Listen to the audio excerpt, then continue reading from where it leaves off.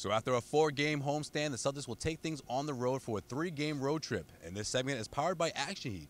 Action Heat clothing keeps you warm throughout the winter. And right now, if you head to actionheat.com/garden, you can save 20% off your order. That's actionheat.com/garden. Clevis, we got a couple of teams ahead for the Celtics that are going to be challenging. Obviously, the Texas teams are always a challenge. Yep. You got the Spurs, you got the Rockets. They do go to Memphis to complete the trip. It's kind of weird. It's kind of weird because it's sandwiched in between the two Yeah. cities, but nonetheless, it is going to be a challenging trip. What are some of the challenges that you think the Celtics will be facing? I think some challenges that you playing a Memphis team that's kind of shocking people where they kind of Defensively, they're pretty good. They're tough. They're one of the better teams, or if not the best team, right? And Defensively. let's not discredit them offensively, too. You have Mike Conley, well, he finally made the All-Star team. Jaren Jackson Jr. as a rookie, just balling. I like balling him. out. I like and then him. obviously you have Marcus. So I think Memphis will be a tough team for the Celtics because defensively they're so big, they're so physical.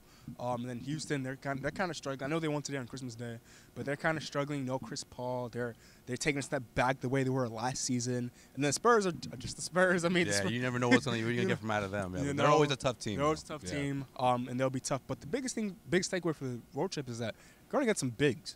Marcus Gasol, right? LaMarcus Aldridge, Right. Clint Capella.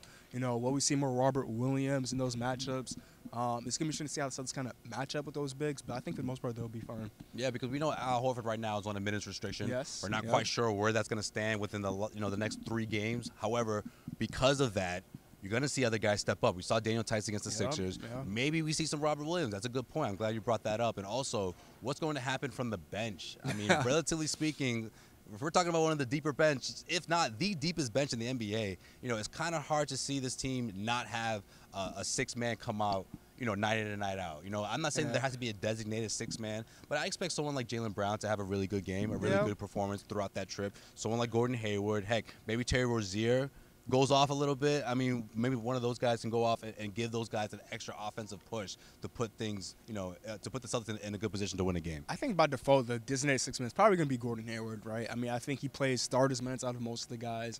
But he needs help off the bench, right? Rozier's having a down year. Jaylen Brown's had a down year. Those guys need to step up. They need to be smart with their shots, right? I mentioned earlier before that Rozier and Brown, they kind of force their shots sometimes. Today we've seen Brown between legs, step back, air ball. Rozier's taking funky, floater shots. Where Hayward's just in the flow of things, right? He doesn't like force the shots. He's been a playmaker, He's secondary been a playmaker. He's taking a shot when it comes to him, right? So I think Hayward needs to be more aggressive playmaker. I think Brown and Rozier need to just figure out things a little bit more with their shooting and just like when to take their shots. I know you want to get your points and stuff like that, but you got to figure out when's the right time to strike. What about him playing off the ball, or excuse me, Terry Rozier playing off the ball? Because you brought that up before we actually started recording, how you would like to see that happen more often instead of him sort of being that other playmaker off the bench, right? Yeah, I mean, Terry Rozier is just a 6'1" shooting guard.